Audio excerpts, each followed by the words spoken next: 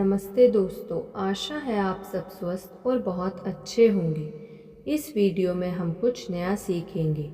आमदनी या किसी अन्य क्षेत्र संबंधी आपकी गणनाएं जितनी ज़्यादा चुस्त और सटीक होती हैं, आप उस क्षेत्र में उतने ही बेहतर तरीके से और तेज़ी से सुधार कर सकते हैं। मिसाल के तौर पर, ज़्यादातर लोग मासिक और सालाना तनख्वाह के बारे में ही सोचते हैं। इसका विश्लेषण करना और इसे बढ़ाना मुश्किल होता है। इसके विपरीत सफल लोग प्रति घंटे की आमदनी दर के बारे में सोचते हैं, जिससे हर मिनट के प्रदर्शन में सुधार संभव हो जाता है। चूँकि आप अपने व्यक्तिगत सेवा कॉरपोरेशन के प्रेसिडेंट हैं, इसलिए आपको यह मान लेना चाहिए कि आप ही खुद को तनख्वाह दे रहे हैं। कल्पना करें कि आप खुद को घंटे के हिसाब से पैसे दे रहे हैं। खुद से उसी बेहतरीन प्रदर्शन की उम्मीद करें जो आप अपने किसी कर्मचारी से करते। हर उस चीज़ को करने से इनकार कर दें जिसमें आपको वांछित दर से भुगतान ना मिल रहा हो।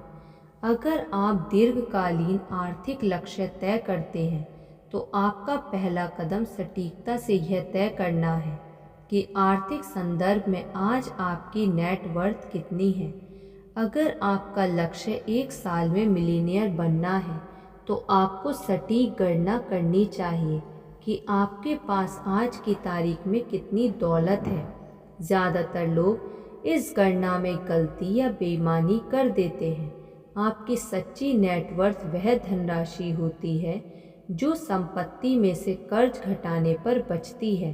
इसका मतलब है कि अगर आप अपने स्वामित्व की हर चीज़ बाजार भाव पर बेच दें और फिर अपने सारे कर्ज चुका दें, तो आपके पास कितनी दौलत रहेगी। कई लोग अपनी व्यक्तिगत संपत्तियों का मूल्य कुछ ज़्यादा ही आंक लेते हैं। वे सोचते हैं कि उनके कपड़े, कार, फर्नीचर और इलेक्ट्रॉनिक उपकरणों का मूल्य लगभग उतना ही है जितना में उन्होंने उन्हें खरीदा था। बहरहाल, इन चीज़ों का वास्तविक मूल्य उनके पुराने भाव का महज 10 से 20% ही होता है। सटीक वित्तीय नियोजन के लिए आज ही अपनी नेट वर्थ निकालें और फिर अपने दीर्घकालीन वित्तीय लक्ष्य से यह राशि घटा लें।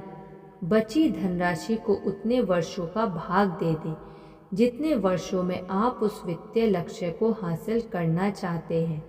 इस तरह आप ठीक ठीक जान जाएंगे कि आर्थिक स्वतंत्रता पाने के लिए आपको हर साल कितना बचाना है, निवेश करना है या संग्रह करना है। आज आप जहां हैं, वहां से मनचाही मंजिल तक पहुंचने के लिए क्या आपने पर्याप्त समय आवंटित किया है? क्या आपका लक्ष्य यथार्थवादी है? अगर नहीं है, तो पूरी ईमानदारी का परिचय दें और अपनी गणनाओं व कल्पनाओं दोनों को रिवाइज कर दें। अपने दीर्घकालीन भविष्य की योजना बनाते वक्त आप एक बहुत मूल्यवान अभ्यास कर सकते हैं, जिसे शून्य आधारित सोच कहा जाता है। शून्य आधारित सोच में आप यह सवाल पूछते हैं, आज मैं जो कर रहा हूँ अपने वर्तमान ज्ञान के आधार पर, क्या कोई ऐसी चीज़ है जिसे मैं दोबारा शुरू नहीं करूँगा? आप चाहे जो हो और चाहे जो कर रहे हो, आपकी ज़िंदगी में ऐसी गतिविधियाँ और संबंध जरूर होंगे जिन्हें आप वर्तमान ज्ञान के आधार पर दोबारा शुरू नहीं करना चाहेंगे।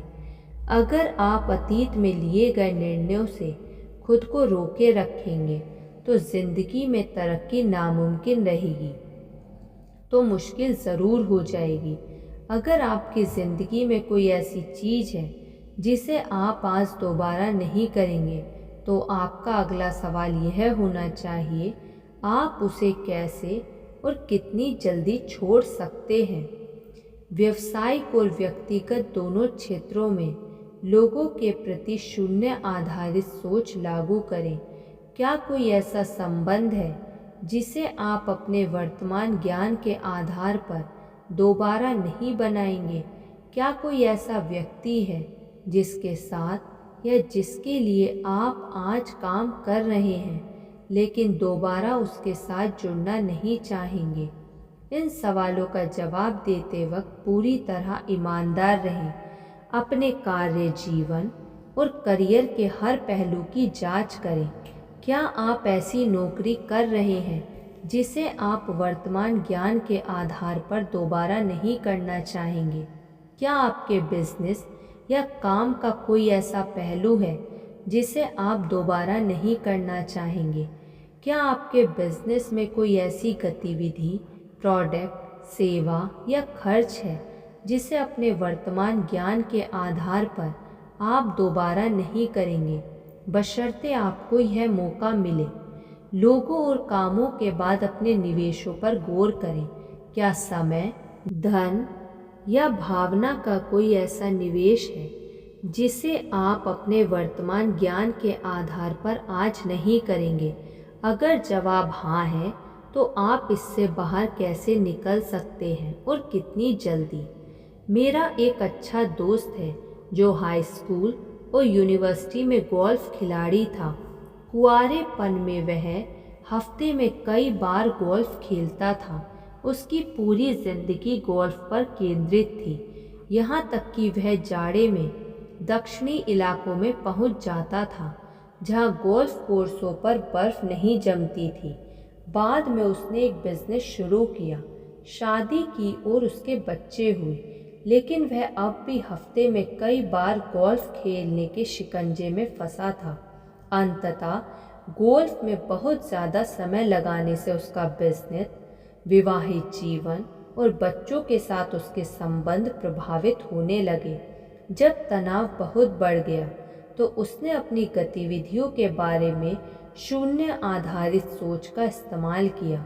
तब जाकर उसे एहसास हुआ कि वर्तमान ज्ञान के आधार पर उसे गोल्फ को बहुत कम करना होगा अगर वह जिंदगी के अन्य लक्ष्य हासिल करना चाहता था जो अब ज़्यादा महत्वपूर्ण थे। गोल्फ के समय में कटौती करके उसने सिर्फ कुछ हफ्तों में ही जिंदगी का संतुलन वापस पा लिया। यह सिद्धांत आप पर किस तरह लागू हो सकता है? किन समय साध्य गतिविधियों को आप कम कर सकते हैं या ख़त्म कर सकते हैं? आप जो भी निर्णय लेते हैं उनमें से 70% समय के साथ गलत साबित होंगे। शायद पुरानी परिस्थितियों में आपका निर्णय या संकल्प सही रहा हो, लेकिन हो सकता है कि अब स्थिति बदल गई हो और दोबारा इसे शून्य से शुरू करने का समय आ गया हो। आप आम तौर पर जान सकते हैं कि आपको शून्य आधारित सोच कब लागू करनी चाहिए।